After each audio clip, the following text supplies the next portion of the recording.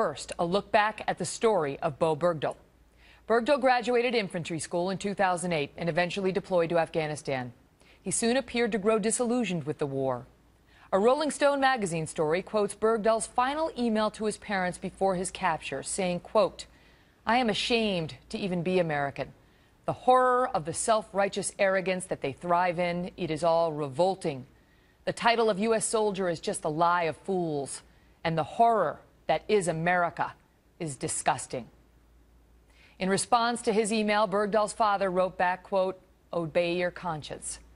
3 days later, Bergdahl went missing from his platoon's outpost in Afghanistan and was captured by terrorists affiliated with the Taliban. Bergdahl claimed he was nabbed when he fell behind on patrol, but his fellow soldiers say he simply walked off post. The military devoted weeks to searching for him, and now some in his battalion are claiming that at least 6 soldiers were killed during those missions, although the Pentagon tells Fox News it's never that cut and dry. Bergdahl's parents held out hope their son would one day return home. We support you and are eagerly awaiting your return home. Have faith, do good works, continue to tell the truth, but above all, sabr. Have the patience that can only come from God. They got their wish when the White House announced on Saturday that Bergdahl had been released in exchange for 5 infamous Guantanamo Bay prisoners. Hours later, President Obama appeared in the Rose Garden alongside Bergdahl's parents. Bergdahl's father took to the podium. He gave thanks and also praised Allah in the language of the Taliban. Bismillah ar-Rahman ar-Rahim. Zayabayem. While everyone was happy an American was coming home, some in Congress quickly demanded to know why the president had not given Congress the mandatory 30-day notification. Then the administration had to answer questions about encouraging future kidnappings. I don't think what we did in getting our prisoner of war released in any way would somehow encourage terrorists to take our American servicemen prisoner or hostage. I think the terrorists are intent on doing what they're going to do. Right now, those terrorists are celebrating. We just got this homecoming video as the leader of the Taliban issued a rare statement hailing this deal as a, quote, great victory. Joining me first tonight, former Army specialists Cody Full and Gerald Sutton, who are both Afghanistan war veterans and platoon mates of Sergeant Bowe Bergdahl. Gentlemen, thank you both so much for being here, and thank you for your service. Cody, let me start with you. Do you believe that Bowe Bergdahl deserted?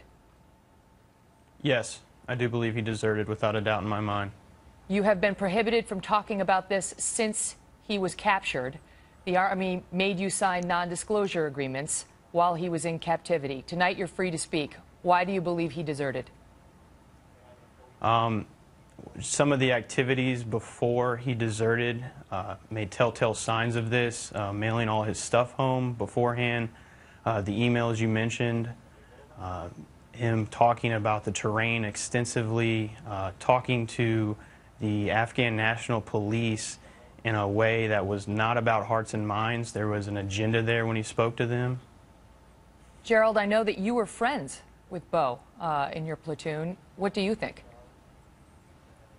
I do think that it was premeditated and everything, just like Cody said. His true motives and everything, I really don't know. He never spoke about them. But, yeah, pretty much what Cody said, too. Susan Rice went on the Sunday talk shows this week, yesterday, and said the following. Listen. He served the United States with honor and distinction, and we'll have the opportunity eventually to learn what has transpired in the past years. Cody, do you believe that Bowe Bergdahl served the United States with honor and distinction, as she said? He did not serve the United States with honor. We all took an oath. He violated his oath when he deserted us and put other Americans in jeopardy. Why do you say that? Because I know a former battalion mate, Nathan Bradley Bethea, has come out and said that he has much to answer for. He attributes the death of at least 6 service members to incidents in which they were searching for him and lost their lives.